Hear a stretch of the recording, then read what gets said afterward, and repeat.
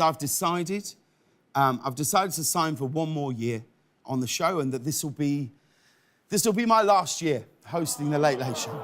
James Corden once stood at the top of the entertainment world, a charismatic host with a golden ticket to fame on both sides of the Atlantic. From musical bits with global superstars to heartfelt interviews that trended overnight, he crafted an image of warmth, charm, and approachability. But behind the polished facade was a pattern beginning to form, one that would gradually unwind the very empire he had built. What began as subtle discomfort among colleagues would soon evolve into full-blown public backlash. Allegations of arrogance, dismissiveness, and entitled behavior started piling up. Slowly, the same audiences that once embraced him began to turn away, no longer enchanted by the smile that once lit up their screens. Hey, James. Hey. I was just wondering if you've ever eaten at Lucy's Bistro on 3rd Street. Yes, I have. That's so weird. I was there. I was at that restaurant last night. I'd never been before. That's where I went last night. I was actually your waiter there. You were? That's right. You were the... Yes, oh my God. It's just a little weird because you didn't leave much of a tip.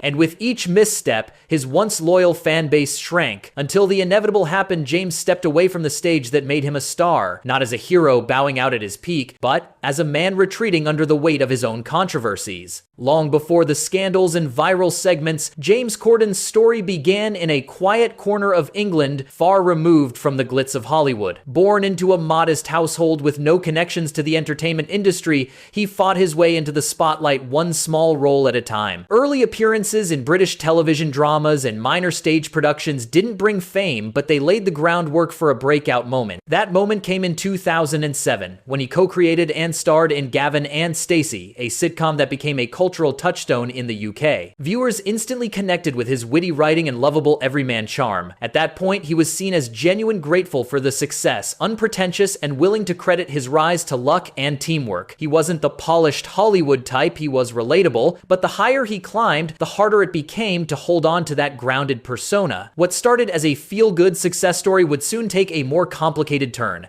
With fame came fortune, and with fortune came a shift. Subtle at first, then unmistakable. James Corden, once the poster child for humility, began to display a different kind of energy. His own words confirmed what many had already started to suspect. In interviews and memoirs, he admitted that celebrity had changed him. He said he began walking around with a bit of swagger, and that he started believing he was cooler than he actually was. You can start to think you're perhaps a bit more of a dude than you really are. And that very much happened to me. You know, I had a swagger in my walk. That shift was more than personal growth. It marked a transformation in how he treated people and carried himself behind the scenes. Those who had worked with him in earlier days noticed the change immediately. Whispers began to circulate. He wasn't as kind off camera, his temper was shorter, and his patience thinner. What had once seemed like confidence now came off as arrogance. The charm that won over millions was still there, but increasingly, it began to feel like a mask, one that slipped more often than it stayed on. On stage as the host of the Glamour Women of the Year Awards, he found himself called out by none other than Sir Patrick Stewart. The veteran actor accused him on stage of looking disengaged, standing at the back of the platform with his hands in his pockets, appearing bored during others' speeches. When the presenters are up here and when the recipients are receiving their awards, don't stand at the back of the stage with your hands in your pockets, looking around as though you wished you were anywhere but here. Oh, you couldn't be more wrong, sir. You couldn't be more wrong. Oh, genuinely. And if it looked like that, I'm so sorry. But when you come up and present an award, just get on with it. There we go. What followed was a tense, uncomfortable back and forth that escalated into personal jabs, including insults about Corden's weight and Stewart's delivery. From where I was sitting, I can see your belly. And that was right over there at the back of the room. These people down here, you know. Sorry, I'm waiting for the punchline. Go on. No, seriously, go on. Okay. No, go on. You can see my belly, and we can all see you dying right now. Let's go for it. Here we go. While appearing on a game segment alongside Jimmy Kimmel, James Corden was asked to name 2 of his own show's cameramen. This was the kind of moment that could have showcased genuine appreciation for the people behind the scenes, the ones who helped shape his show every night. But instead of rising to the occasion, Corden froze. He laughed nervously, dodged the question, and claimed it was a different crew that evening. It got a laugh, but not the good kind. Fish smoothie. Oh. Name 2 of the cameramen in this room.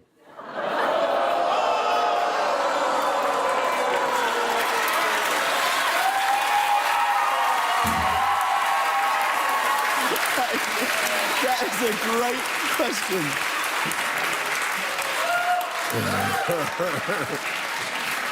It's a different crew tonight, actually.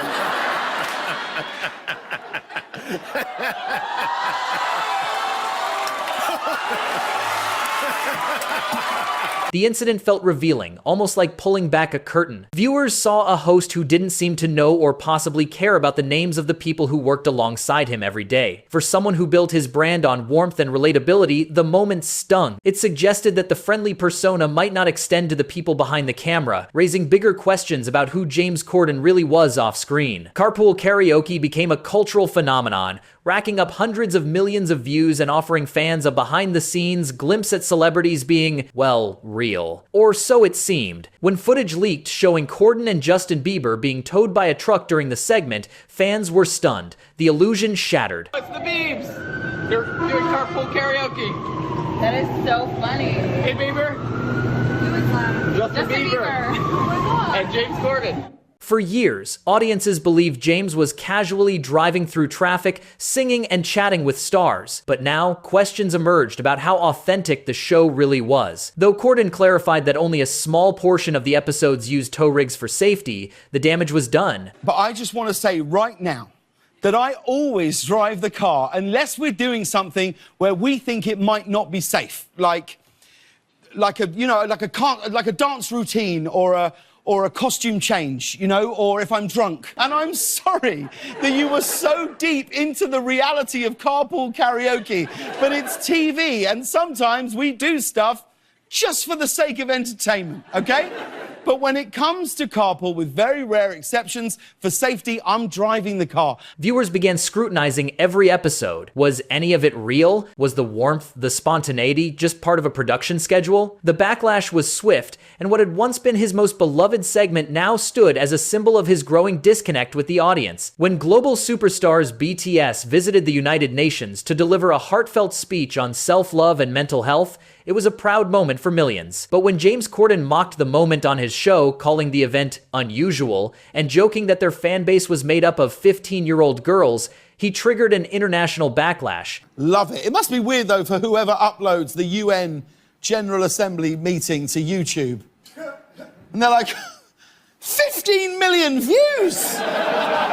Historic moment. It actually marks the first time 15-year-old girls everywhere found themselves wishing that they were Secretary General Antonio Guterres.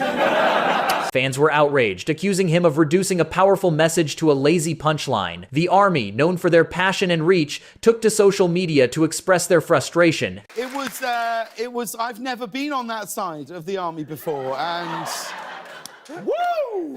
And I was like, well, someone's just told me that they hope I die today, which did feel extreme. It did feel extreme.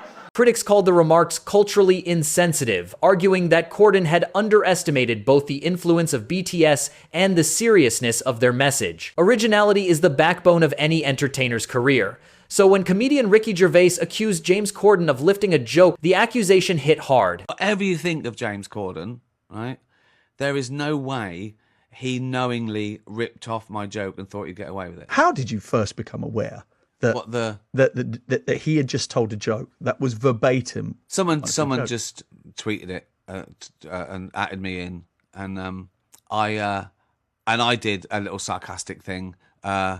Great joke. The similarities between the two bits were undeniable. Though Corden claimed it was unintentional, the internet wasn't convinced. That's like going into a town square, seeing a big notice board, and there's a notice, guitar lessons, and you go, but I don't fucking want guitar lessons. Well, I think when you see Elon Musk talk about Twitter, he does this thing where he goes, well, it's the town square.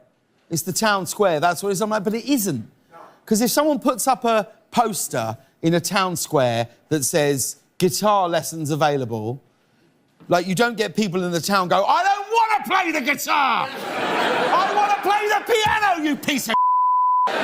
This wasn't just about one joke. It reignited long-standing criticisms that many of Corden's segments seemed borrowed or derivative. Viewers began pointing out similarities between Crosswalk the Musical and older skits from other comedians. The trust that Corden's content was fresh and authentic took a serious hit. When paired with the other controversies swirling around him, the plagiarism claims painted a damaging picture that the once innovative host might be out of creative steam, relying on others' ideas to stay relevant.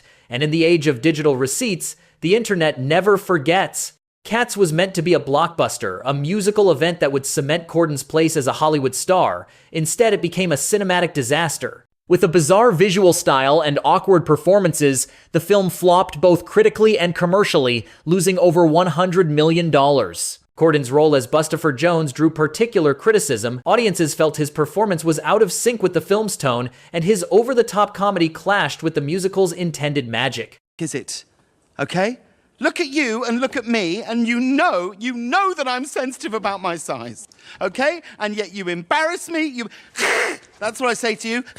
Okay? Now listen, you'll never... But what truly turned fans against him wasn't the performance, it was what came after. During an interview, when asked about the film, Corden joked, "I haven't seen it, but I hear it's awful." The line landed with a thud. It felt like a betrayal not just of the fans who watched it, but of the cast, crew, and creative teams who poured years into the production. What seemed like a throwaway joke confirmed a growing suspicion. When things go wrong, Corden bails. The final straw came not on a stage or screen, but in a Manhattan restaurant. At Balthazar, a beloved NYC eatery, owner Keith McNally publicly called out James Corden for what he described as repeated rude behavior towards staff. The accusations were detailed. Corden reportedly lashed out over a hair in his dish, demanded free drinks, and lost his temper when an omelet wasn't made to his wife's specifications. McNally's Instagram post went viral, and suddenly, people everywhere were sharing similar stories. The worst part? When Corden tried to defend himself on air, saying he didn't yell or insult anyone, the audience didn't believe him.